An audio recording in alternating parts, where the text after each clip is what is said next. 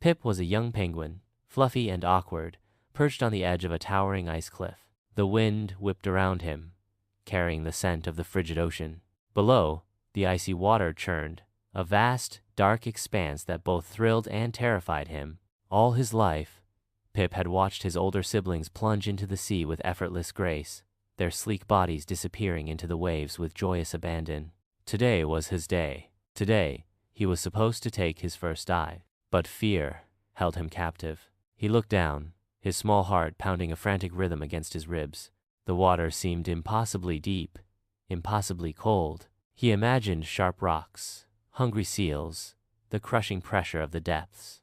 He felt a tremor of doubt, a tiny voice whispering that maybe, just maybe, he wasn't ready. His parents, strong and wise penguins, stood nearby, their encouraging calls barely reaching him through the deafening roar of the wind.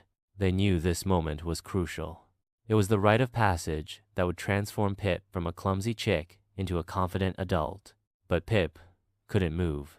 He was frozen, paralyzed by his own apprehension. He shifted his weight, his tiny claws digging into the ice, trying to find purchase, trying to find the courage to leap. A seasoned penguin, older and wiser, noticed Pip's hesitation. He waddled over, his gaze steady and kind. "Little one," he said, his voice a low rumble. "It's all right to be scared, but fear shouldn't stop you from experiencing the wonder that awaits." He pointed towards the ocean.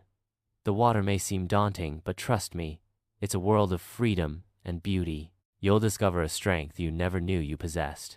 Trust yourself." Pip looked at the older penguin, then back at the churning water. The older penguin's words echoed in his mind. Trust yourself. He closed his eyes, took a deep breath, and launched himself into the air. For a moment, he felt the terrifying sensation of falling, the wind rushing past his feathers. Then, with a splash, he plunged into the icy embrace of the ocean. The cold shocked him at first, but then a wave of exhilaration washed over him. He was swimming.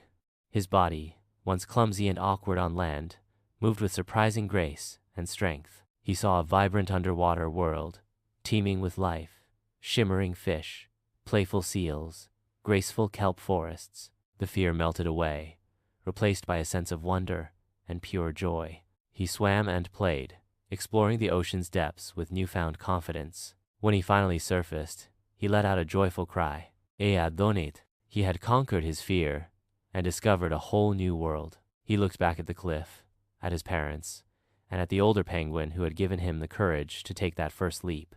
He understood now.